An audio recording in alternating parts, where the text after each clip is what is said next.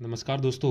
आज का जो हमारा कॉन्सेप्ट है वो है सांख्यिकी से। देखिएगा किस प्रकार अवर्गीकृत बारंबारता बंटन दिए जाने पर माध्य ज्ञात किया जाता है और बहुलक ज्ञात किया जाता है, माध्य ज्ञात जाता है और परिसर ज्ञात किया जाता है। तो हम इस वीडियो के अंदर ये चारों किस प्रकार निकाले जाते हैं ये सब सीखेंगे। तो वीडियो के अंत तक बने रहिएगा सीखने के लिए। तो यहाँ पर ध्यान दीजिए, हम सवाल लेके आए दो। पहला सवाल है 2, 3, 4, 5, 0, 1 और 3। आपको एक अवर्गीकृत बारंबारता बंटन दिया गया और इसका हमें बंटन का क्या ज्ञात करना, माध्य ज्ञात करना है। तो देखिए किस प्रकार माध्य ज्ञात करते हैं। तो माध्य का वैसे सूत्र क्या होता है मैं लिख लेता हूं। तो यहाँ पर हम जानते हैं कि चूंकि जो माध्य होता है और माध्य को रिप्रेजेंट करने का तरीका आप एक्स बार से कर सकते हैं। वो होता है आपका प्रेक्षणों का योग, प्रेक्षणों का योग और बटा में होता है प्रेक्षणों की संख्या। ये बिल्कुल औसत के जैसा होता है प्रेक्षणों की संख्या की। प्रेक्षण का योग और प्रेक्षण कितने हैं उनका आपको क्या करना है, भाग कर देना। तो आपका क्या निकल जाएगा, यहाँ से माध्य निकल जाएगा। ठीक है, अब यहाँ पर ध्यान दीजिए, हमारे पास जो माध्य नहीं, यहाँ इस सवाल का जो माध्य हो जाएगा वो कितना हो जाएगा, माध्य यहाँ पर हो जाएगा एक्स बार बराबर में हो जाएगा प्रेक्षणों का योग। यहाँ पर हमारे प्रेक्षण जो हमको दिए गए हैं बंटन आंकड़े वही हमारे क्या है, प्रेक्षण है। 2, 3, 4, 5, 0, 1।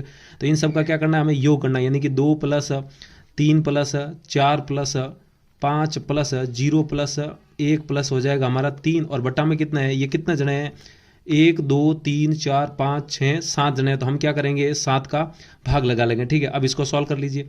यहाँ से ध्यान दीजिए, 2 और 3 कितना हो जाएगा आपका 5, 5 और 4 हो जाएगा 9, 9 और 5 हो जाएगा 14, 14 और 0 14, 14 और 1 15, 15 और 3 कितना हो जाएगा 18 और बट्टा में कितना हो जाएगा 7 आ जाएगा। ठीक है, तो यहाँ से आप 7 का भाग अगर 18 में देंगे तो लगभग कितना आ जाएगा आपका, हाँ 2 बार भाग जाएगा, दशमलव लगेगा और लगभग आ जाएगा आपका 2.5 के आसपास। ठीक है, तो इस सवाल का माध्य यानी कि ऐसे जब आंकड़े दिए जाते हैं तो माध्य किस प्रकार निकाला जाता है, प्रेक्षणों का योग बटे प्रेक्षणों की संख्या। यानी कि आप कह सकते हैं इनको जोड़ दीजिए और बट्टा में ये कितने जने हैं, 1, 2, 3, 4, 5, 6, 7 जने। तो 7 का भाग लगा दीजिए और लगभग हमारा मान कितना आ जाएगा, 2.5 के आसपास। तो उम्मीद करता हूँ किस प्रकार माध्य निकाला जाता है या अवर्गीकृत बारंबारता बंटन का आपको समझ में आया होगा। चलिए अगले सवाल से हम सीखते हैं कि बहुलक किस प्रकार निकालते हैं।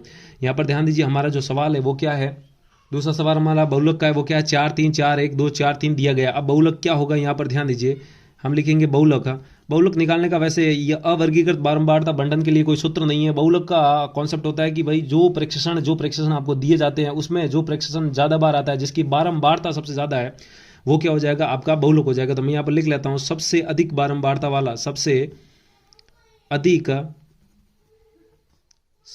अधिक बारंबारता का मतलब जो बार बार आता है, बारंबारता सबसे अधिक बारंबारता है वही हमारा क्या हो जाएगा, यहाँ पर बहुलक हो जाएगा। तो इस आंकड़ों में सबसे जो अधिक बार आया वो क्या आया, सबसे ज्यादा नहीं, सबसे अधिक बार कौन आया। तो यहाँ पर आप देख सकते हैं 4 1 बार, 2 बार, 3 बार, जबकि 3 तो 2 बार ही आया, लेकिन 4 3 बार आया है। तो यहाँ पर आपका 4 जो प्रेक्षण है वो क्या हो जाएगा, बहुलक हो जाएगा। ठीक है, और यहाँ से 2.5 माध्य हो जाएगा और यहाँ से बहुलक कितना हो जाएगा, 4 हो जाएगा। तो उम्मीद है आपको समझ में आ रहा है किस प्रकार बहुलक और माध्य निकाले जाते हैं।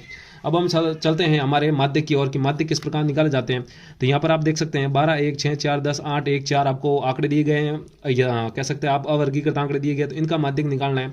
तो यहाँ पर जो आपका माध्य का सूत्र होता है वो क्या होता है, वैसे तो सूत्र करने से पहले यहाँ पर आप कह सकते हैं सूत्र लगाने से पहले आपको माध्यक में जो दिए गए आंकड़े हैं उनको यहाँ तो पहले आरोही क्रम में जमाना है या फिर अवरोही क्रम में जमाना है। ठीक है, तो मैं यहाँ पर सबसे पहले इनको किस क्रम में जमा सकता हूँ, आरोही क्रम में जमाने पर यहाँ पर लिख सकते हैं आरोही क्रम। ये बात याद रखिएगा हमेशा, या तो आप आरोही क्रम में जमाइए या फिर अवरोही क्रम में, या तो घटते क्रम में जमाइए या बढ़ते क्रम में। तो यहाँ पर ध्यान दीजिए, हमें आरोही क्रम में का मतलब सबसे पहले मेरे को क्या लिखना है, सबसे छोटा है। दिए गए आंकड़ों में सबसे पहले प्रेक्षण कौन है, 1 है। अब 1 देखिए 2 बार है, 1 है तो 1 2 बार है तो 2 बार 1 लिखिए। ठीक है, 2 बार 1 लिखना है। इसके बाद हम क्या करेंगे, इसके बाद जो सबसे बड़ा है 1 के बाद यहाँ पर आप देख सकते हैं 4 आया है। ठीक है, 4 2 बार आया तो 4 को भी कितनी बार लिखेंगे, 2 बार लिखेंगे। 4 के बाद यहाँ पर आप देख सकते हैं क्या आया, 6 आया। ठीक है, 6 और 6 के बाद कितना है आपका 8 आया। आरोही क्रम में लिखना है, आप अवरोही क्रम में भी लिख सकते हैं, उससे भी आपका आंसर आ जाएगा। ठीक है, 8 और यहाँ पर देखिए 8 के बाद क्या आया, 10 आया और 10 के बाद यहाँ पर कितना हो जाएगा आपका 12 हो जाएगा। ठीक है, तो यहाँ पर हमारा देख सकते हैं दिए गए आंकड़ों को हमने क्या कर लिया, आरोही क्रम में जमा दिया है। आप अवरोही क्रम में भी जमा सकते हैं। अब हमें क्या करना है, इन आंकड़ों को गिनना है। देखिए सम बार है, मैं आपको कॉन्सेप्ट लिख देता हूं। यदि सम बार है, सम बार का मतलब गिनने पर अगर ये इवन बार है, देखिए 1 2 3 4 5 6 7 8 है, यानी कि ये 8 बार है, तो आप कह सकते हैं यहाँ पर 8 बार है, 8 बार है। ठीक है, जब सम बार है तो हमेशा ध्यान रखिए बीच में कितने जने आएंगे, दो जने आएंगे। देखिए 1 2 3, अगर मैं इस तरफ कर लूं और 3 जनों को इस तरफ कर लूं तो बीच में आप देख सकते हैं कितने बचे, 2 जने बचे। तो अब माध्यक निकालने के लिए क्या करेंगे, हम यहाँ पर लिखेंगे माध्यक, जब भी सम बार हो बीच में बीच में हमेशा 2 बार बचेंगे आरोही या अवरोही क्रम में लिखने के बाद। यदि समबार में है तो बी हमेशा बीच में 2 जने बचेंगे और हमें क्या करना है, उनका माध्यक निकालने के लिए इन दोनों को जोड़ देना है, यानी कि 4 प्लस जो बीच में 2 बचते हैं उनको जोड़ना है, 4 प्लस 6 और 2 का आपको क्या करना है, भाग दे देना है। ठीक है, यहाँ से 4 प्लस 6 कितना हो जाएगा, 10 हो जाएगा और 10/2 करेंगे तो 10 में 2 का भाग कितनी बार चला जाएगा, 5 बार हो जाएगा। ठीक है, और यही आपका यहाँ पर क्या हो जाएगा आंसर। तो दिए गए आंकड़ों का जो माध्यक आया वो कितना आया, 5 आया। अब अगर समबार है तो बीच में 2 जने आएंगे और दोनों को जोड़ के क्या हो जाएगा, 2 का भाग लगा देना। ठीक है, अगर मान लीजिए विषमबार होते, मान लीजिए ये 12 नहीं होता तो देखिए 1 2 3 4 5 6 7 जने होते हैं, यानी कि 7 क्या है, विषमबार है। तो विषमबार में सदैव हमेशा बीच में 1 आता है और जो बीच में आता है वही हमारा क्या हो जाएगा, माध्यक हो जाएगा। ठीक है, तो उम्मीद करता हूं आपको समझ में आया किस प्रकार माध्यक निकाला जाता है। तो अब हम आज का हमारा जो चौथा सवाल है, अंतिम सवाल है, इसके जरिए समझते हैं कि किस प्रकार परिसर निकाले जाते हैं दिए गए आंकड़ों का। तो परिसर वैसे एक सूत्र होता है और आपको हमेशा ध्यान रखना है। तो परिसर बराबर क्या होता है, आप कह सकते हैं अधिक प्रेक्षण। अधिक का मतलब जो सबसे ज्यादा है, या फिर आप कह सकते हैं सबसे बड़ा, इसको सबसे बड़ा भी कह सकते हैं।